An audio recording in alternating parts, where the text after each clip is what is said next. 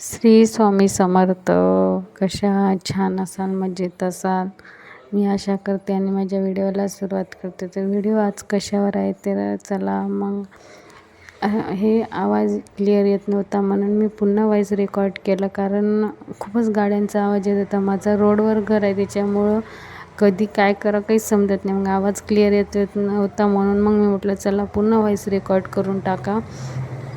तर सेवा अशी आहे, तर तुम्ही स्वामी सेवेत जर असाल तर माऊलींची दिंडोरी प्रणीतची सेवा नित्यनियमाने स्वामी चरित्र सारामृत 3 अध्याय 11 माळी आणि आपलं तारक मंत्र हा घ्यायचा असतो.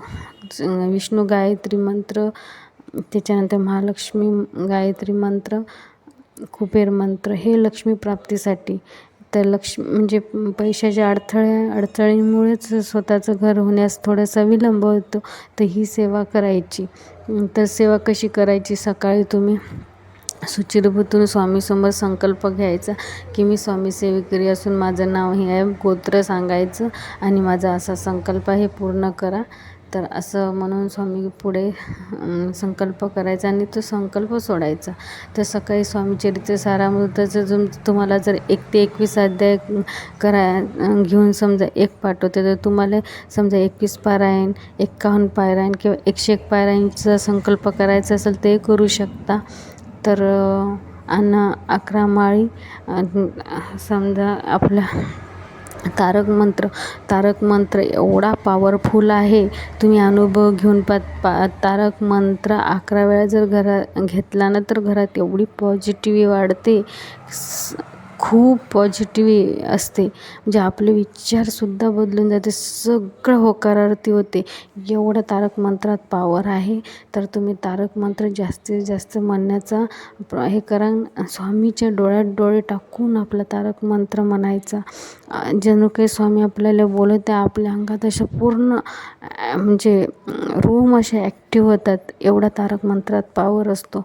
तर तारक मंत्र, स्वामीचे चरित्र सारामृत आणि 11 माळी हे जर तुम्ही नित्यनियमाने करत राहा संकल्पयुक्त. आणि संध्याकाळी काय करायचं? दिवे लागणीच्या वेळेस श्रीसूक्त, पुरुषसूक्त आणि लक्ष्मी गायत्री मंत्र, त्याच्यानंतर विष्णू गायत्री मंत्र आणि कुबेर मंत्र आणि कमलात्मक मंत्र ची जर ही 1 माळ जर तुम्ही केली तर 40 दिवस जर तुम्ही संकल्प केला नाही, निश्चितच तुमच्याजवळ पैशाची एवढी वाढवण्यास मदत होते. म्हणजे पूर्ण चंचणी दूर होऊन पैसे म्हणजे येण्याचे मार्ग दिसतात. म्हणजे तुम्हाला घर घेण्याला म्हणजे मार्ग मोकळे होते. पैसा असला की सगळं काही होऊ शकते. म्हणून ही संध्याकाळची शिवाय विष्णू सहस्त्रनामे संकल्पयुक्तकरण करायचं. विष्णू सहस्त्रनामही आहे ना, तुम्ही संकल्प करायचा, रोजही करत राहायचा. म्हणजे त्याच्यामुळे लक्ष्मी प्राप्ती भरभरून प्राप्ती होते. तुम्ही करून पहा. विष्णू सहस्त्रनाम घेता वेळेस पहिले तुपाचा दिवा प्रज्वलित करायचा आणि आपला संकल्प घ्यायचा.